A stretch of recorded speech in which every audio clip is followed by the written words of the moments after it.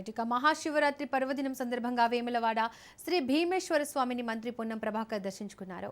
ఈ సందర్భంగా రాష్ట్ర ప్రభుత్వం తరపున పట్టు వస్త్రాలు మంత్రి పొన్నం ప్రభాకర్ ప్రభుత్వ విప్ ఆది శ్రీనివాస్ సమర్పించారు. కార్పొరేషన్లో 60 సీట్లు ఉన్నాయి. 28 హైయెస్ట్ లార్జెస్ట్ సింగిల్ పార్టీ 28 సీట్లతో బీజేపీ ఉంది.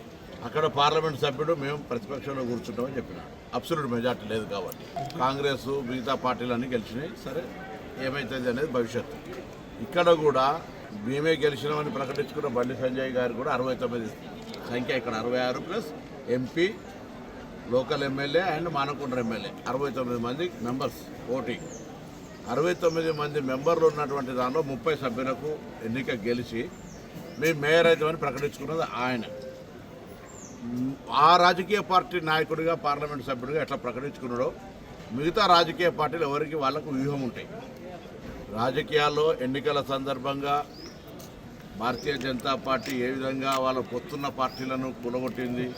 కానీ ఒకటి మాత్రం చెప్తాను, తప్పకుండా పొలిటికల్ పార్టీగా గతంలో కూడా కరీంనగర్ మేయర్కు మేము 13 సీట్లు గెలిచినప్పుడు కూడా మేము మేయర్ అయినాం కరీంనగర్కి సంబంధించి.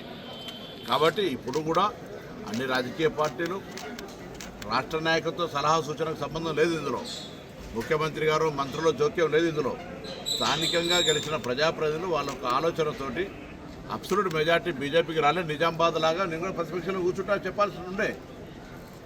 అక్కడ కూడా 60కి 28 వచ్చినాయి, ఇక్కడ 69కి 30 వచ్చినాయి. దానికి పెద్ద మేము గెలిచినామని జెండా పాచినామని మీరే జెండా ఊపారు కదా. మేము అన్నామా? మేము ఇప్పుడు ఏమంటున్నాం, డెమోక్రటిక్గానే ప్రజాస్వామికంగానే గెలిచిన కార్పొరేటర్లు మేయర్ని ఎవరు ఎంపిక చేసుకుంటారు తప్ప గౌరవ ముఖ్యమంత్రి గారు మంత్రులు తిరగనీయం. ఎవరు డెమోక్రసీ ఎవరికి వ్యతిరేకం కాదు. మేము ప్రజాస్వామ్యంగా గెలిచిన ఆ బీజేపీ 30 మంది కూడా శుభాకాంక్షలు, మిగతా 36 మంది కూడా శుభాకాంక్షలు. అందరూ కలిసి మంచి మేయర్ని ఎన్నుకోండి. మేము రాష్ట్ర ప్రభుత్వం నుంచి కరీంనగర్ లాంటి పెద్ద నగరం ఈరోజు 3,40,000 ఓట్లు, 5 లక్షల జనాభా, తెలంగాణ రాష్ట్రంలో హైయెస్ట్ సీట్స్ ఉన్నటువంటి కార్పొరేషన్, తప్పకుండా ఉత్తర తెలంగాణ దాన్ని డెవలప్మెంట్ చేయాలని మా ప్రభుత్వ ఆలోచన.